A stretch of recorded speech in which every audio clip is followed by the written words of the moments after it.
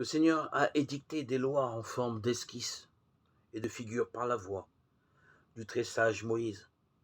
sachant que le mode figuré était un enseignement adapté à la pensée de ceux qui devaient être instruits.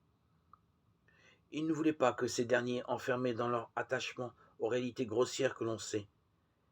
décrochassent constamment du culte spirituel et intellectif. Mais il voulait qu'en recevant en esquisse l'image anticipée des réalités plus vraies, ils eussent une parfaite connaissance de la voie d'accès à Dieu, en progressant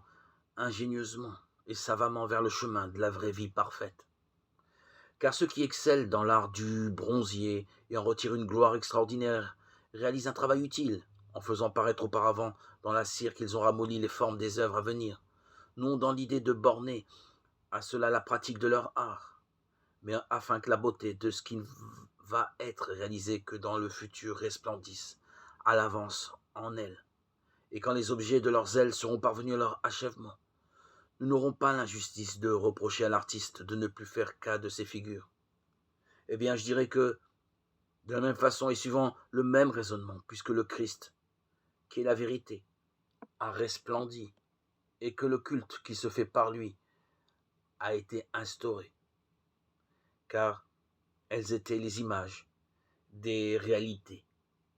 intelligibles.